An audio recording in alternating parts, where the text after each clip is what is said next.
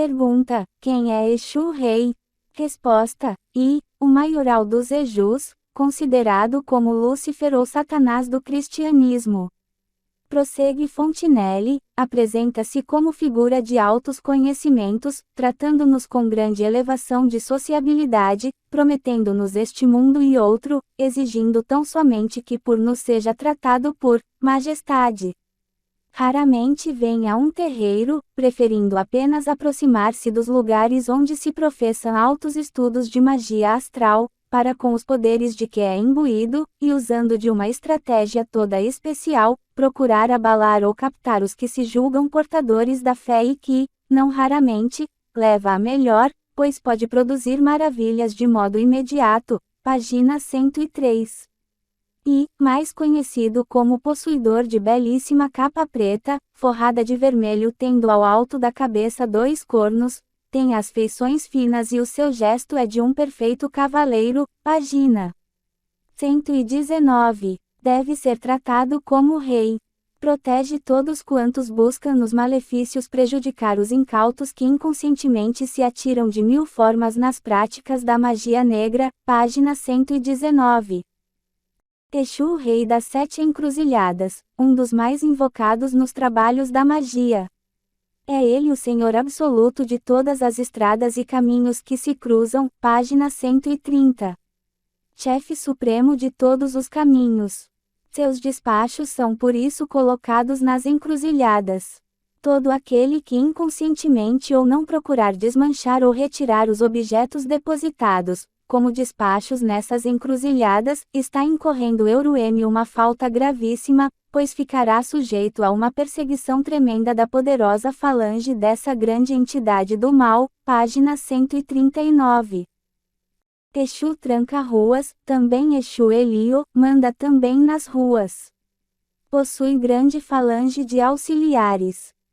O mais invocado pelos praticantes de baixo espiritismo, e a eles são entregues a maioria dos despachos feitos nas encruzilhadas. Página 143. Exu Veludo, tem o poder de proteger ou castigar os inimigos daqueles que recorrem aos seus incalculáveis benefícios. Página 139. Exu Tiriri, companheiro de tranca-ruas. Grandemente evocado na prática de trabalhos a serem despachados nas encruzilhadas, nos campos, nos rios, bem como nos cemitérios. Exu Quebra-o-Galho, manda principalmente nas matas. Exerce ainda forte domínio sobre as mulheres e moças, incitando-as à perversão e ao abandono do lar, quando casadas. É grandemente evocado na prática da magia negra, para a separação e união ilícita de casais, e todos os trabalhos nos quais se amarram bonecos de madeira, etc., são entregues a essa poderosa entidade. P. 158. Exu Pombagira, representa a maldade em figura de mulher. Encarrega-se da vingança, pactuando com as mulheres feiticeiras contra as suas inimigas. Todos os trabalhos inerentes a casos de amor, nos quais a mulher se sente prejudicada, ou então pretende realizar qualquer união, são entregues a Pombagira, e os seus resultados são de fato surpreendentes. Página 159. Exu das 7 Cruzes, encarregado de zelar a entrada dos cemitérios. A essa entidade é entregue todo o trabalho que se pretende fazer para que uma pessoa morra por acidente, assassinada, ou outra qualquer espécie de morte, desde que não seja natural. Página 162. Exu Tronqueira, é o encarregado das tronqueiras ou entradas de portas. A essa entidade é que devemos saudar, oferecendo despachos, quando se iniciam quaisquer trabalhos ou sessões de umbanda, para que esses trabalhos logrem o seu devido êxito. Página 103. Ao penetrarmos em um terreiro de alta magia, bem como em qualquer terreiro de umbanda, depararemos na maioria das vezes, colocado à esquerda ou à direita de quem entra, com algo de estranho, que logo nos desperta a atenção.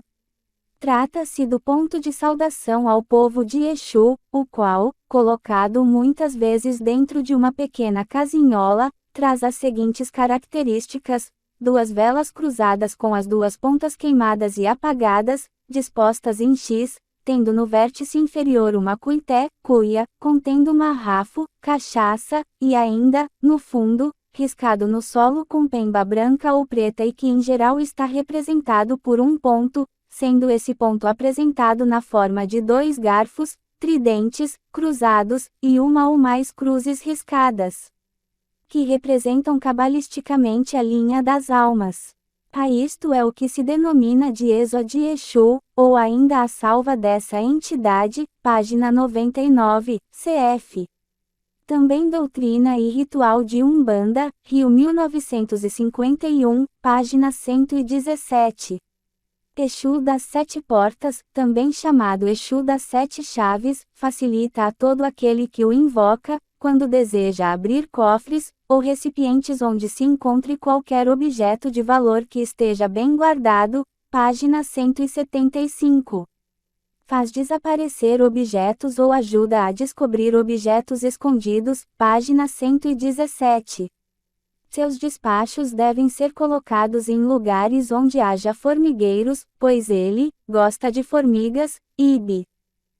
Exu dos Sete Poeiras, seu trabalho é nas estradas e, tal como seu nome indica, vive a perseguir aqueles que trafegam justamente pelos caminhos ou picadas onde o bafejo do progresso ainda não conseguiu fazer ruas verdadeiramente calçadas, página 165. Exu Morcego, trabalha principalmente depois da meia-noite. Tem o poder de transmitir toda e qualquer espécie de moléstia. É a ele que se fazem as rezas no gado atacado de bicheiras, vermes, etc. Página 173. Exu Troncos Tudo, seu despacho deve conter galo preto, farinha misturada ao azeite de dendê, ovos cozidos e marrafo. Seja colocado de preferência nas encruzilhadas, mas qualquer outro lugar também serve. Ele ajuda em tudo, tranca tudo. Exu do Pedra Negra, é muito poderoso. Tem o poder sobre bens e riquezas, bem como com facilidade protege as pessoas que se encontram em situações financeiras abaladas. Ele pode fazer com que se descubram tesouros escondidos e geralmente é evocado para a obtenção e realização de grandes negócios comerciais, página 181. Seu despacho é colocado preferencialmente nas pedreiras onde exista abundância de água corrente. Deve conter vinho tinto, misturado com mel de abelha. Gosta também de frutas, principalmente de jamelão.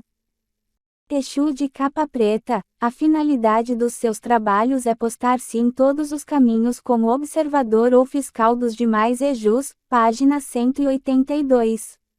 Pela sua aparência senhorial e imponente, costuma dedicar-se exclusivamente a informar tudo quanto é segredo e tem por especial predileção provocar desinteligências e arruaças entre os homens.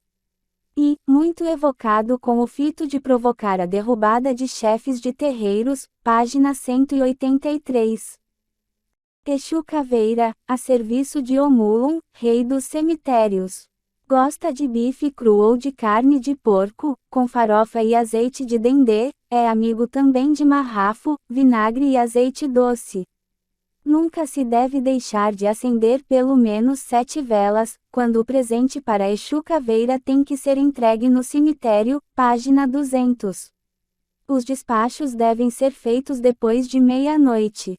Exu da meia-noite, ensina a falar de um modo imediato qualquer língua e tem o poder de decifrar qualquer enigma, página 203. Foi ele quem deu a São Cipriano as famosas receitas de magia. Em todos os centros ou terreiros onde se realizam sessões espíritas, costuma-se esperar pelo menos 5 minutos para que todos abandonem seus lugares e saiam à rua, caso os trabalhos se prolonguem até a meia-noite, isso devido a aguardar a passagem de ronda dessa poderosa entidade do mal, que pode trazer perturbações a quem desconhece suas atividades maléficas, página 204. Exu Pagão, seu trabalho se prende ao que comumente acontece entre casais que se separam, motivados pelo ciúme, pelo desejo de conseguir amores ilícitos, etc.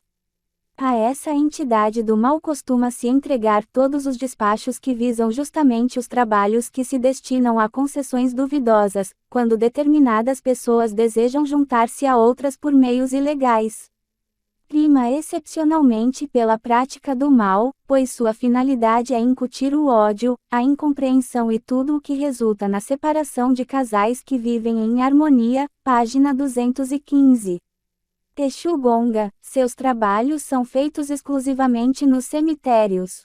A ele, é entregue todo e qualquer trabalho no qual se deseja a morte de pessoas, ou também a cura de enfermos completamente desenganados, pois ele tanto cura como mata qualquer indivíduo, página 225.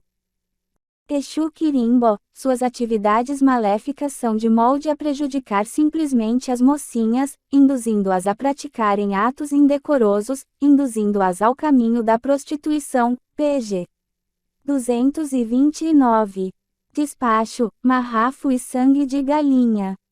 Exu Brasa, é o provocador dos incêndios e domina o reino do fogo, tendo a facilidade de conceder aos praticantes da magia negra o dom de caminhar entre chamas sem queimar-se, página 123, 3, como fazem os despachos. É muito comum hoje em dia, mesmo entre os elementos da alta sociedade, verem-se casos de larga procura aos quimbandeiros, para que estes realizem trabalhos de macumbas, feitiçarias, despachos, etc., com a finalidade de conseguirem desmanches de casamentos, aproximações de amantes, enfim, uma série de trabalhos próprios dos Exus, num crescer constante de maldade, perversidade e falta de bom senso. Em vista da enorme difusão, mormente nas grandes cidades, deste recurso aos Exus, para melhor alertar aos católicos e para dar-lhes oportunidade de conhecerem mais de perto esta perigosa e condenável prática da magia, transcrevemos do livro de Oliveira Magno, Prática de Umbanda, Rio 1952, mais algumas amostras e receitas. 1. Para soltar e desamarrar negócios, em uma sexta-feira à meia-noite ir a uma encruzilhada, levando um galo preto vivo e amarrado com uma fita preta e outra vermelha, uma garrafa de cachaça, um charuto e uma caixa de fósforos. Chegando na encruzilhada, pedir licença, em seguida abrir a garrafa e salvar os 4 cantos da encruzilhada, um pouco de cachaça em cada um, porém que fique ainda bastante cachaça na garrafa, a qual deve ser posta no centro da mesma encruzilhada com a caixa de fósforos aberta e o charuto ao seu lado. Depois disto feito cantar o ponto seguinte: Exu Tiriri, trabalhador da encruzilhada, toma conta e presta contas ao romper da madrugada. Bis. Terminado o ponto cantado, dizer: Exu Tiriri, eu vos ofereço para que os meus caminhos sejam abertos e desembaraçados e os meus desejos sejam realizados, e, assim como vou soltar e desamarrar este galo em vossa honra, assim sejam soltos e desamarrados os meus negócios e a minha vida. E dito isto, desamarrar e soltar o galo na encruzilhada, cantando a seguir o ponto, firma o ponto, acerta o passo, para Exu da encruzilhada não há embaraço. Bis. Depois disto, pedir licença para retirar e terminar dizendo: estou confiante.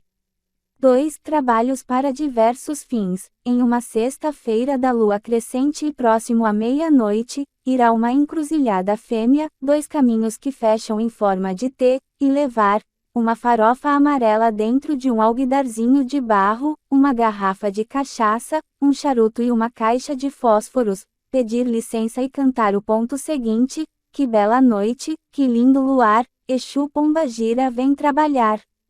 Bis, em seguida, pôr no centro da encruzilhada a farofa, a garrafa aberta, o charuto e a caixa de fósforos, também aberta, e dizer: eu vos ofereço para que meus caminhos sejam abertos e desembaraçados e os meus desejos sejam realizados.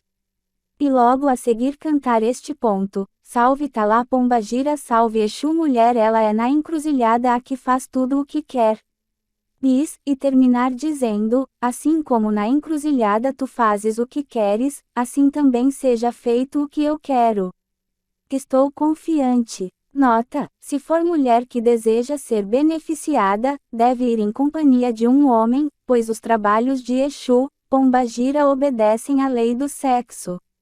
3. Para resolver todos os casos, em uma noite de segunda-feira procurar 7 encruzilhadas levando 7 velas, 7 charutos, 7 caixas de fósforos, e acendendo uma das velas em cada encruzilhada e pondo a seu lado um dos charutos e uma das caixas de fósforos aberta e, na última encruzilhada, pôr também uma garrafa de cachaça aberta, e dizer: Eu vos ofereço, ó grande Rei das encruzilhadas, para que os meus caminhos sejam iluminados, abertos e desembaraçados, para que tenha prosperidade e os meus desejos sejam realizados. Estou confiante. 4. Para se livrar do desânimo, quem estiver desanimado, triste, sem fé e esperança, é lazer o seguinte: em uma quinta-feira, ir a uma mata levando uma vela, um vidro de mel e uma garrafa de cachaça. Quando entrar na mata, pedir licença, em seguida salvar o rei da mata e todo o seu povo, despejando a cachaça em todas as direções, depois acender a vela e espalhar o mel pedindo para que a vida lhe seja mais doce, mais favorável. Depois disto, cantar o ponto seguinte: Vem, ó caboclo, vem, pena branca. Vem trabalhar, vem dar a esperança. Bis, és o caboclo da fé e esperança, da luz vibrante, da força branca. Bis, e terminar dizendo: o sublime caboclo, com a graça de Deus, dai-me ânimo, fé, esperança e alegria de viver. E que Deus Pai permita que assim seja.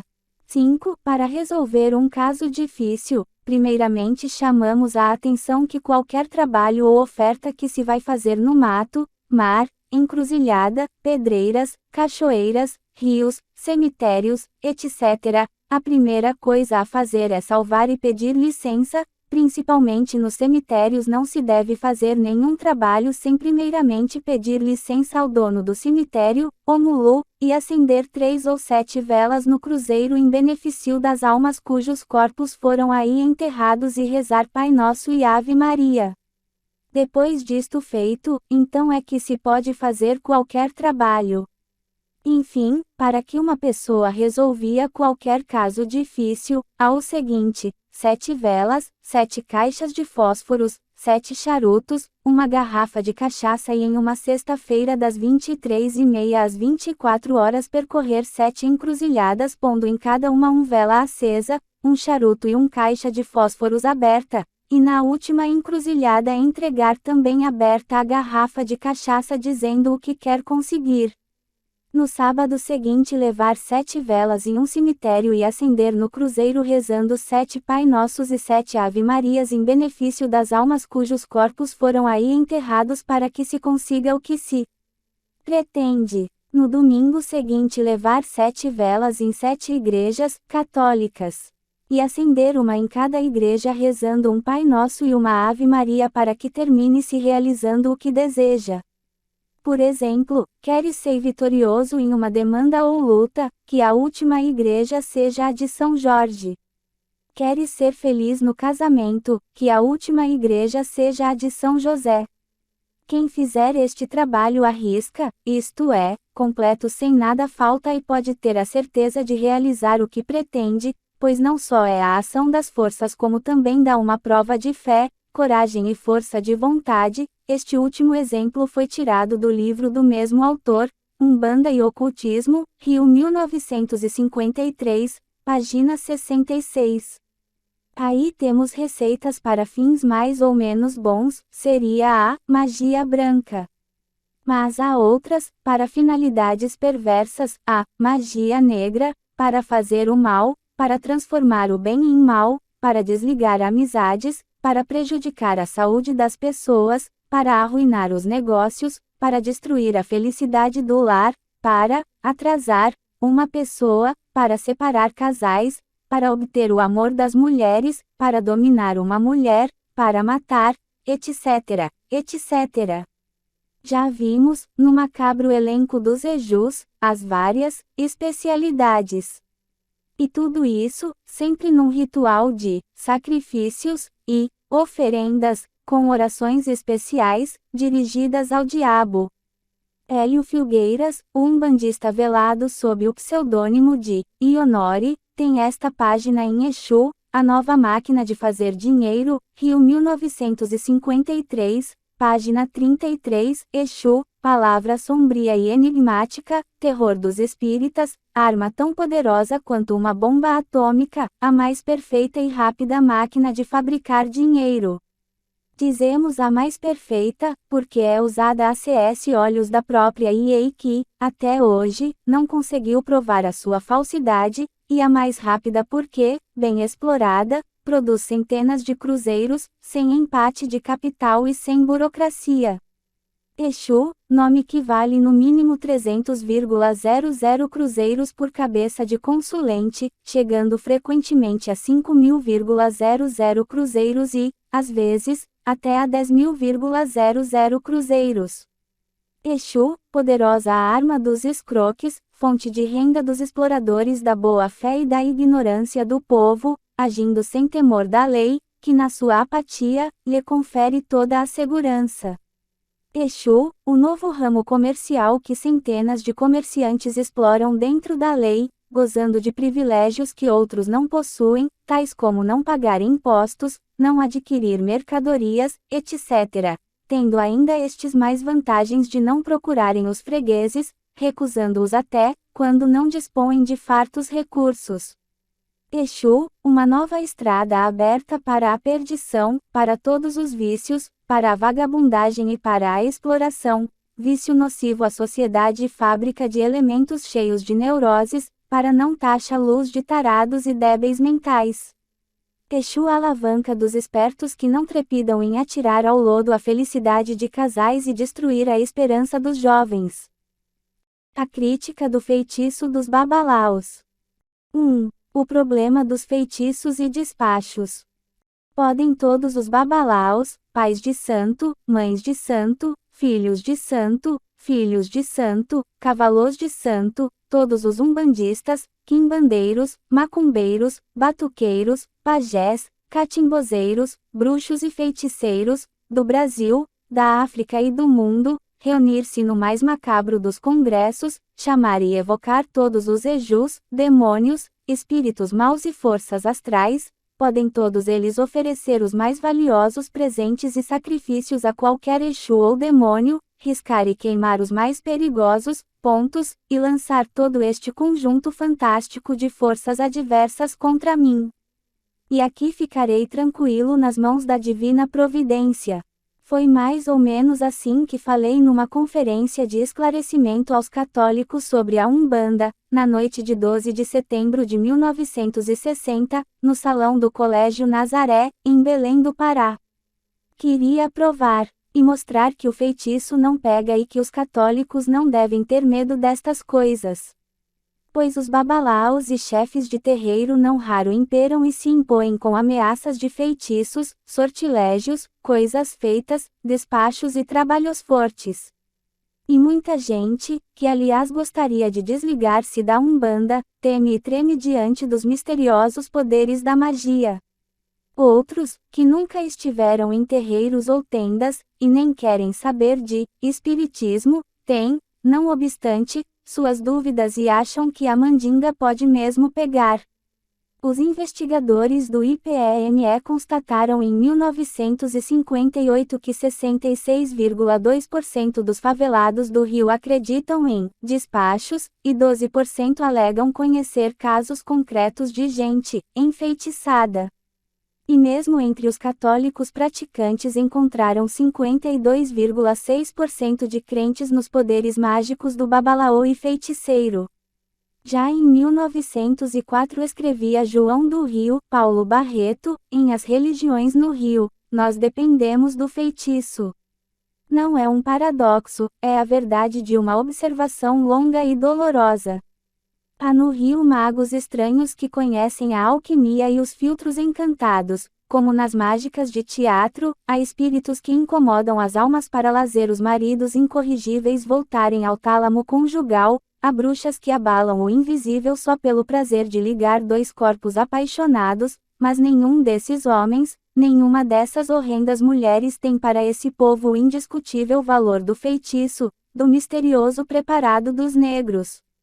Depois fala dos que se rojam de medo diante do feitiço africano, indo buscar tremúlos à sorte nos antros, onde gorilas manhosos e uma súcia de pretas cínicas ou histéricas desencavam o futuro entre cágados estrangulados e penas de papagaio.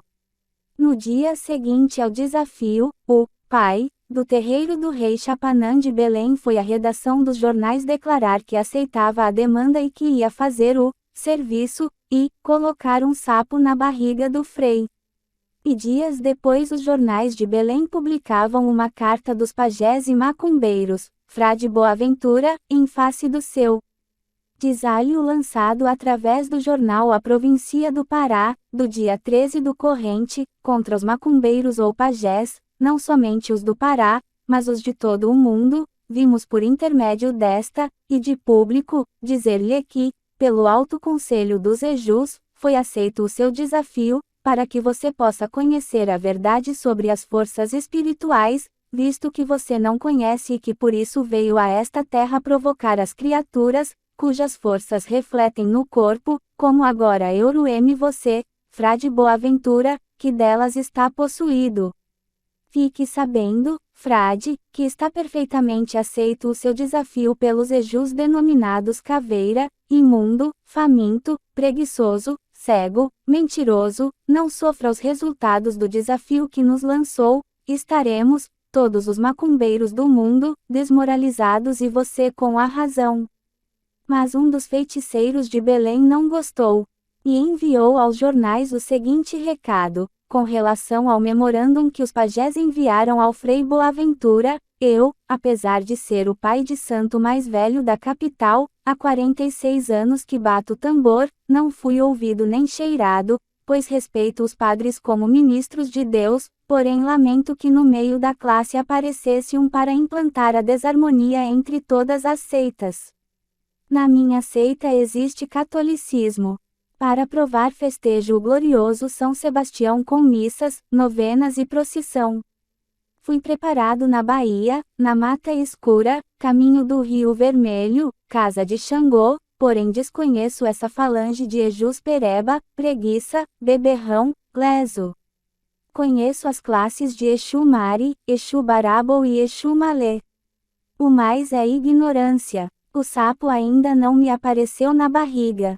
Nem sei quanto tempo terei que esperar, para poder proclamar desmoralizados todos os macumbeiros do mundo. Pois até o momento, toda aquela medonha caterva de Exus, cujo alto conselho resolvera aceitar o desafio, nada fez em meu prejuízo e dano. Tudo isso parece ser pura brincadeira de criança. E, inacreditável que tais coisas ainda possam ser tomadas a sério, por gente grande, em pleno século XX. E, todavia, como é enorme, neste Brasil e neste mundo, o número dos que têm fé em feitiçarias.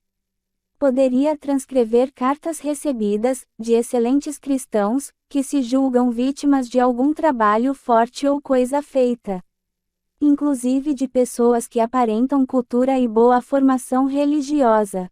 Por exemplo, há cerca de um ano tenho ouvindo um vozerio estranho, isto desde que uma pessoa da família de meu marido prometeu nos separar por meio da macumba. O interessante é que as vozes não gostam que eu reze o rosário e nem o exorcismo de Leão XIII. As vozes querem destruir-me a despeito de minhas orações.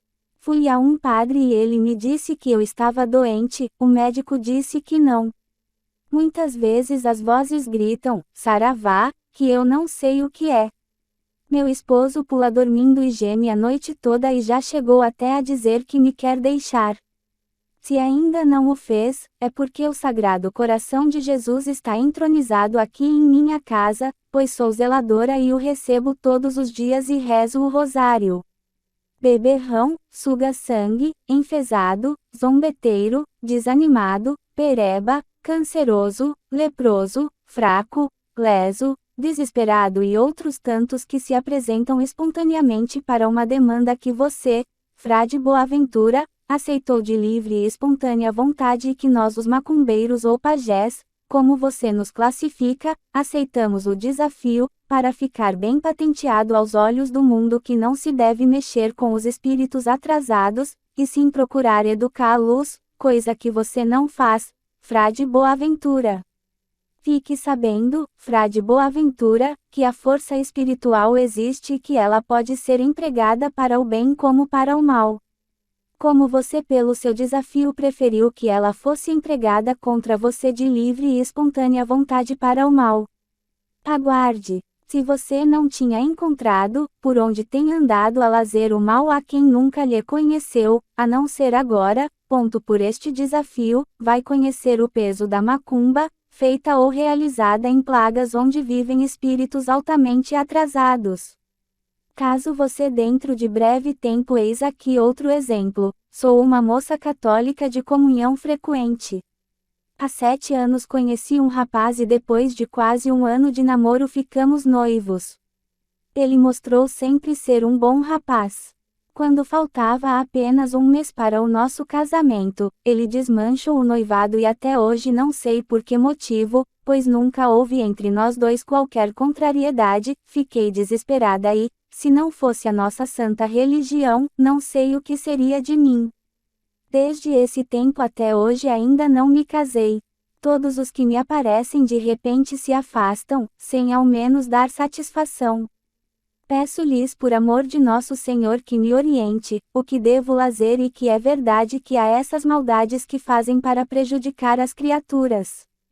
Estes dias fiquei impressionada, porque uma senhora, nossa amiga, mandou uma espírita ler a minha vida, isso sem o meu consentimento, pois se soubesse antes, não teria consentido.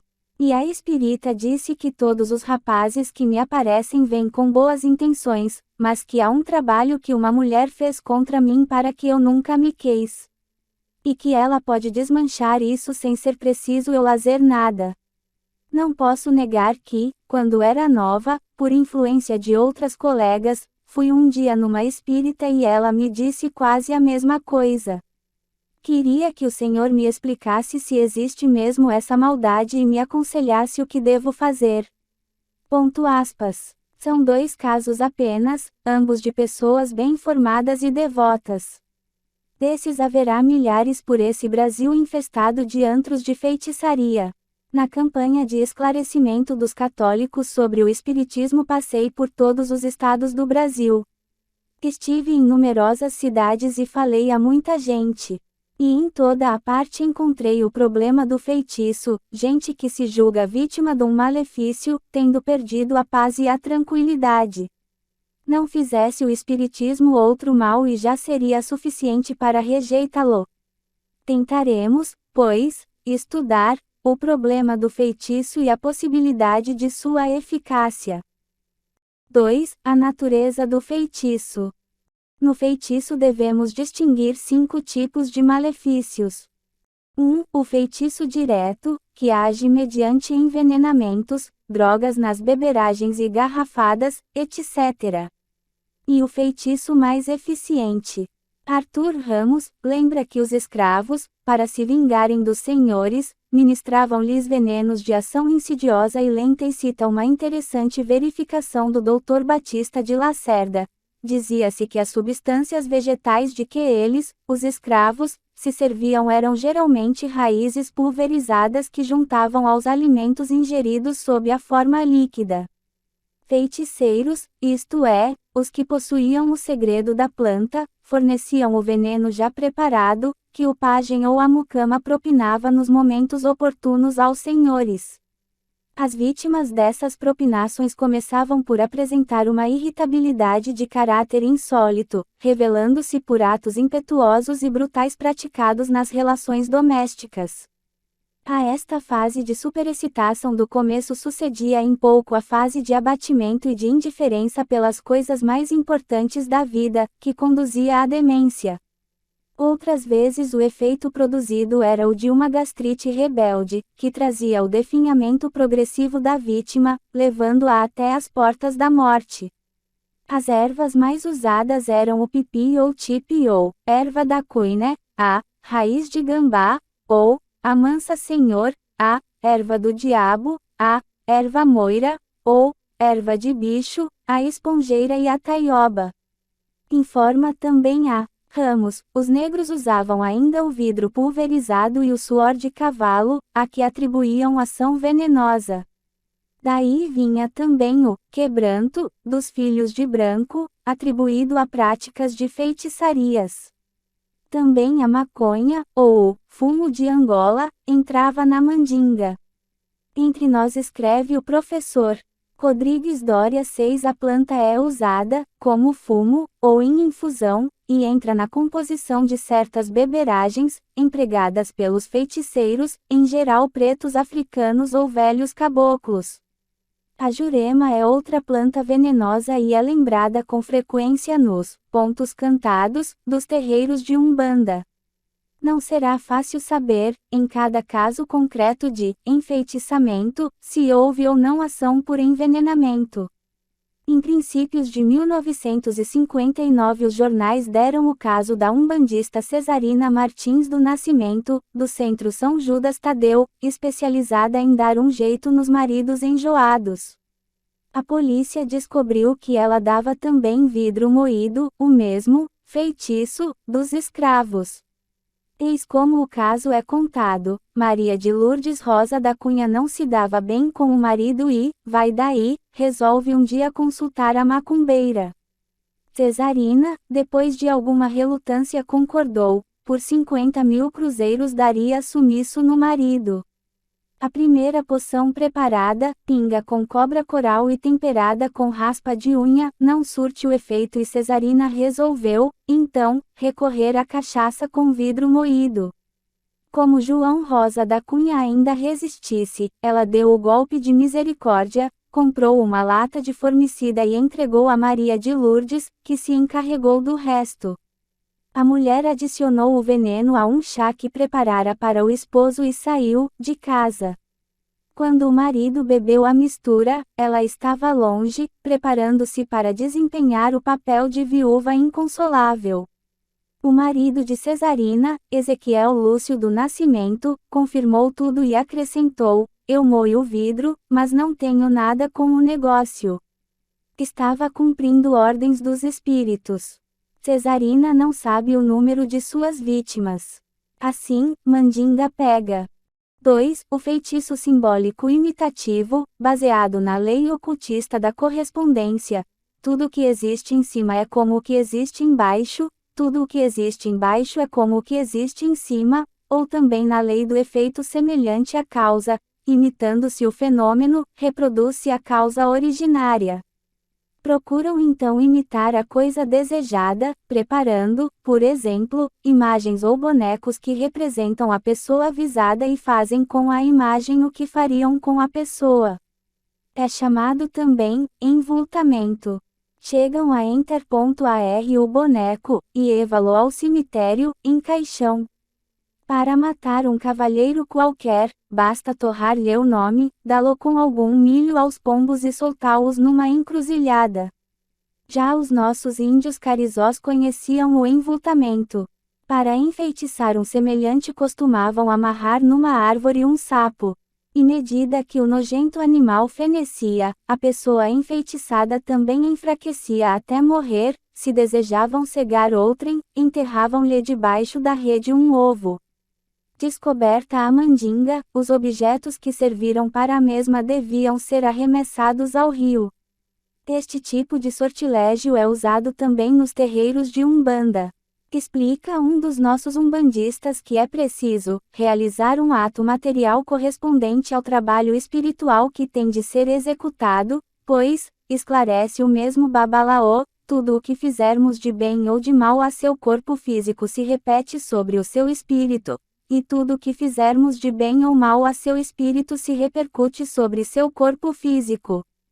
E dá uns exemplos: num trabalho de demanda, os dançarinos têm que imitar dois capoeiras brigando até que no final o que representa as forças inimigas se dê como vencido. Diz ele que a dança de espada de Ogum e a dança da machadinha de Xangô têm este sentido. As obras de feitiçaria e bruxaria, como o livro de São Cipriano, dão muitos exemplos baseados neste tipo de feitiço. As malvadezas cometidas com Santo Antônio e outros santos têm aí sua base. 3. O feitiço simbólico simpático, baseado na lei ocultista da contiguidade simpática. O que pertence ao todo continua a ele idealmente ligado mesmo depois da separação. Roupa, cabelo, unha, dente, saliva, sangue, suor, urina, resto do alimento, farrapos da roupa, pegada na areia, tudo serve para manter o contato com o todo. Qualquer ação sobre um desses elementos se refletirá sobre o todo. Um fio de cabelo na mão do feiticeiro é a própria pessoa inteira e completa, à disposição do sortilégio. Os famosos filtros de amor da bruxaria europeia pertencem a essa categoria de malefício. É por isso que o babalaô pede a camisa ou qualquer outro objeto da pessoa a quem pretende fazer o bem ou o mal. Esta é também a base para a ação à distância, tão corriqueira para os feiticeiros. 4. O feitiço contagioso, que exige o contato com a pessoa avisada. Nisso se baseia a prática da troca de cabeça, muito usada pelo curandeirismo umbandista.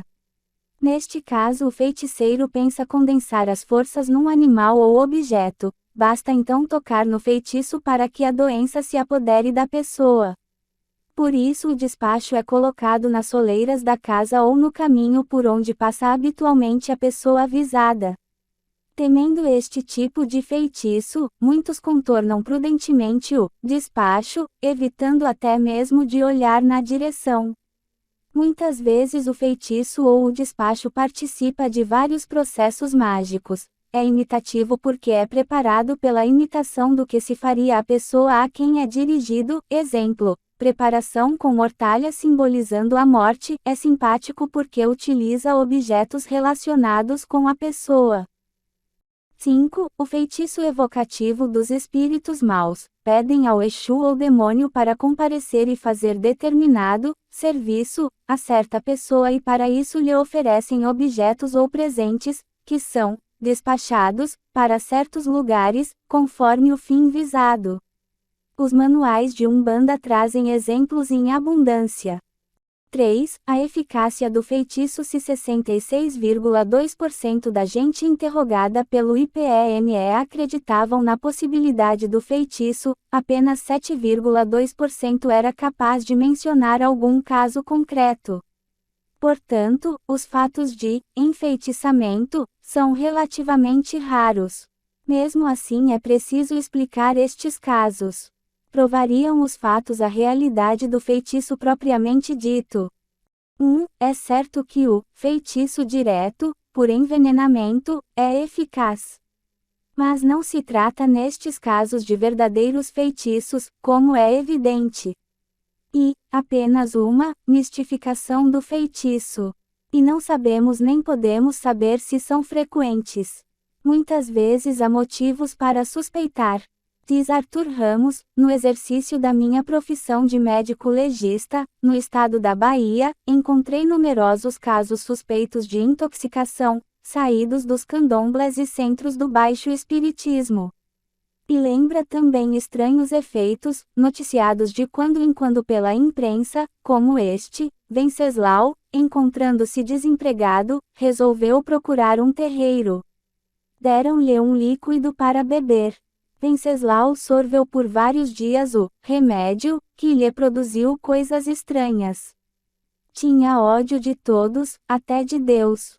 Quando alguém procurava contrariar seus propósitos, Venceslau armava-se com uma faca e ameaçava a degola universal. Depois, caía em prostração. Em fins da semana passada, indo ao Morro do Cristo, viu ali várias mocinhas, que passeavam. Ao aproximar-se de uma, sentiu instintos bestiais. Procurou dominar-se, mas não teve forças. Em casos assim há motivos para suspeitar que na beberagem houvesse qualquer coisa mais do que meras forças astrais ou espirituais. O livro completo das bruxos, publicado em São Paulo para uso das nossas bruxas, diz na página 89 que a bruxa pode atuar sobre suas vítimas de duas maneiras, pelos meios físicos ou pelos meios astrais. E então explica, pelos meios físicos fazem a vítima ingerir qualquer alimento contendo os ingredientes capazes de lhe alterarem a saúde, principalmente o sistema nervoso, pois a debilitação do sistema nervoso concorre para a perturbação do cérebro e, daí, a incapacidade de pensar e querer. A pessoa, desprovida desses dois grandes poderes mentais, passará a ser simples autômato nas mãos da bruxa, recebendo facilmente as vibrações da sua vontade e, desse modo, passando a lazer o que ela quer. Mas quem não vê logo que isso é puro crime e não bruxaria? Contaram-nos que é também bastante frequente o caso de se esparramar em redor do ebó, feitiço, um tipo de pó, da pemba, que causa muitas cócegas na pele e que é, provavelmente, também a causa das misteriosas inchações de que tanto se lastimam as vítimas da macumba. 2. Muitas vezes há também excessiva pressa em atribuir arbitrariamente um acontecimento qualquer à ação de um malefício. Certos ambientes nossos, tomados pela credulidade espírita ou umbandista, veem com espantosa facilidade a intromissão e a ação direta de espíritos do além ou, ao menos, de certas e muito misteriosas e duvidosas forças astrais. A Umbanda cria em seus adeptos uma autêntica mentalidade mágica, primitiva e infantil. E assim surgem facilmente as mais fantásticas histórias de envoltamento, que, depois, passam a ser fatos autênticos e casos reais de feitiço. Nossos jornalistas, que em grande parte formam a opinião pública, além de superficiais e sensacionalistas, quase todos eles sem nenhuma formação filosófica, muitas vezes participam desta mesma mentalidade vulgar e mágica, aumentando assim o número dos casos de enfeitiçamento. Temos também aqui um exemplo concreto dos jornais de fevereiro de 1959. Para Carlos, de 16 anos, residente em Campo Grande, Guanabara, começa a inchar e das inchações saem alfinetes e agulhas. A primeira hipótese, para explicar o estranho acontecimento, foi assim levantada, num título de jornal: Lara, branquinha, repudiando o amor de um negro, expele alfinetes e agulhas por artes de Exu. E contaram a seguinte história: a mocinha mantinha um romance com um pedreiro de cor. Mas os pais não concordaram. Ailton, o rapaz, a ameaçou: vou vingar-me. Irei agora mesmo ao Centro Espírita Pai Tomás pedir ao meu amigo Celestino Macumbeiro um serviço. Yara com isto irá sofrer muito. Vocês verão. Levada depois a um outro centro espírita, o pai de santo não teve dúvidas: houve trabalho forte, é preciso desmanchar. E até explicou como foi feito o serviço. Escreveram o nome da menina num papel, que, em seguida, foi atravessado por 3 agulhas e, depois, colocado sob um cadáver, portanto, feitiço simbólico imitativo.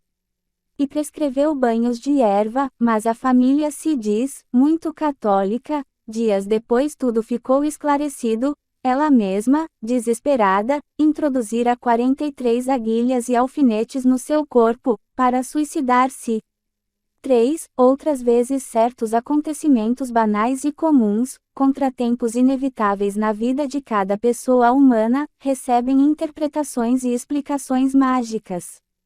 Caiu, foi um feitiço, ficou doente, houve algum serviço, morreu, foi trabalho forte, fez mau negócio, havia mandinga.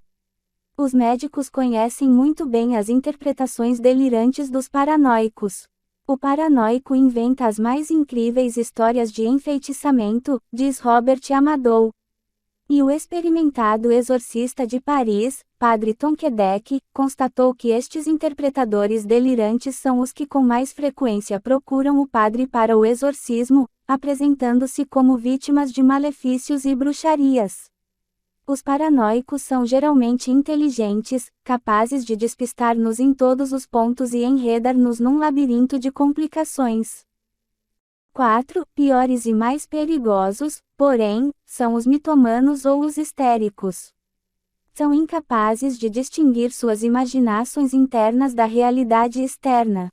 Caracterizam-se pela tendência à fabulação, a criação de novelas desprovidas de toda a realidade, com uma verdadeira mania de criar mitos. Daí a palavra, mitomania.